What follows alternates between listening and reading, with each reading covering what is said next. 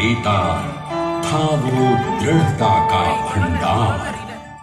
वल्लभ भाई पटेल नाम कहलाता था सरदार।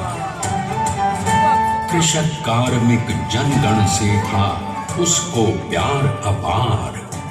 अखिल देश ने उसे रहनुमा किया था स्वीकार। गांधी बापू का शिष्य, सत्य अहिंसा का अवतार। किंतु एक भारत करने को धर लेता हथियार। लौह पुरुष संबोधन था वो लोहे की दीवार। तेज पुंज तुम, शक्तिपीठ तुम, बल का सागर अपरंपार। ऋणी देश का नम्र नमन तुम स्वीकारो सम्मान।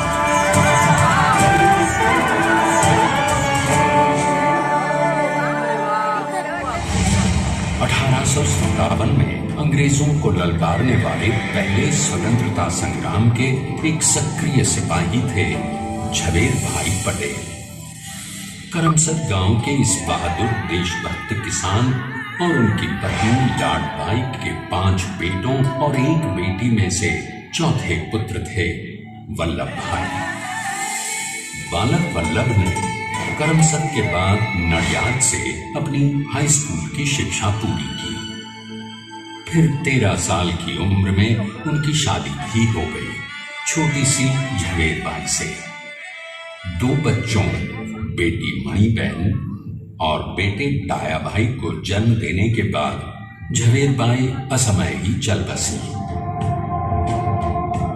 सदी बदलने और 20वीं सदी आने पर उनका जीवन भी एक चमत्कार की तरह बदला। प्लीडर का इम्तिहान पास करके वो वकालत करने लगे। पहले गोधरा, फिर आणंद और उसके बाद अहमदाबाद में। मगर जल्द ही वकालत छोड़कर वो बैरिस्टर बनने की इच्छा से इंग्लैंड चले गए। लंदन में बैरिस्ट्री में अव्वल आने और वजीफा जीतने वाले वो अनोखे भारतीय थे। अब तो अहमदाबाद की वरिष्ठ अदालत में बैरिस्टर पटेल की जिरह और जीतों की धूम मच गई।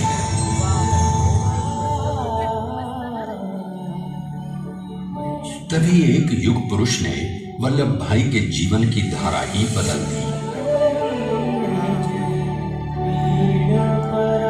दक्षिण अफ्रीका में सत्याग्रह के अहिंसक अस्त्र से गोरे शासकों को सबक सिखाकर भारत वापस आए बैरिस्टर मोहनदास करमचंद गांधी से मिलकर वल्लभ भाई ने अपने कुछ वर्षों से सीखे विदेशी व्यवहार और संस्कार हमेशा के लिए त्याग दिए और अब वो अपने खेड़ा के किसानों को हक दिलाने के लिए बापू के साथ आंदोलन में कूद पड़े।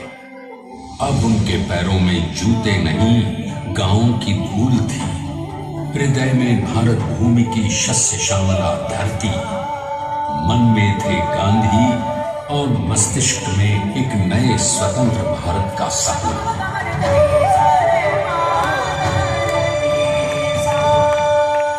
तभी बारडोली के मजबूर मजलूम किसानों की यातना का समाचार उनके पास पहुंचा।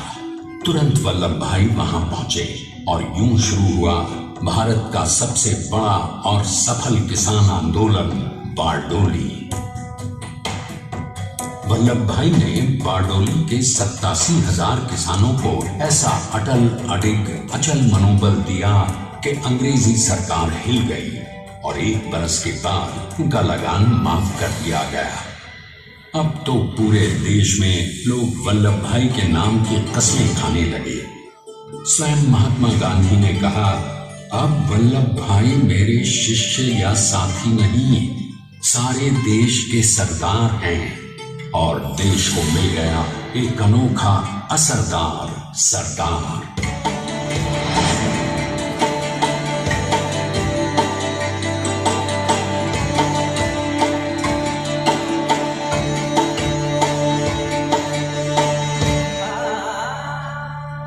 सरदार पटेल के नाम और देशभक्ति से अंग्रेज डर कर कांपने लगे। 1930 के नमक सत्याग्रह और दांडी कूच में वो बापू से भी पहले गिरफ्तार किए गए। तो सन 1932 में फिर उन्हें बापू के साथ ही जेल में 2 सालों के लिए डाल दिया गया। मगर आजादी के दीवानों को, स्वतंत्रता के परवानों को कौन गिरफ्तार कर पाया है? जेल से छूटते ही सरदार को कांग्रेस के नए राष्ट्राध्यक्ष पद पर चुना गया और उनकी सरपरस्ती में राष्ट्रवादी भारतीयों ने तमाम ब्रिटिश सूबों में जीत हासिल कर वहां अपनी स्थानिक सरकारें बनाई। किंतु सरदार का सपना केवल सरकार बनाना नहीं था।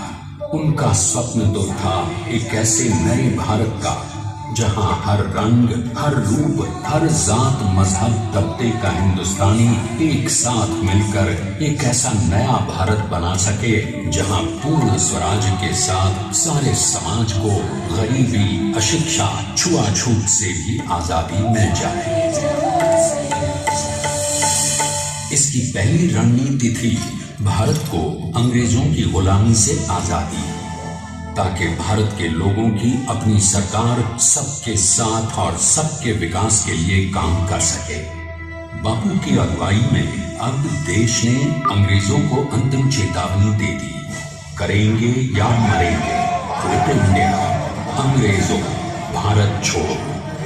बस फिर क्या था, संघर्ष की रणभेरी बजी। 3 सालों के लिए सरदार पटेल को भी सत्याग्रही नेताओं के साथ जेल में ठूंस दिया गया। 2 सालों के बाद अंग्रेजों को बापू के सभी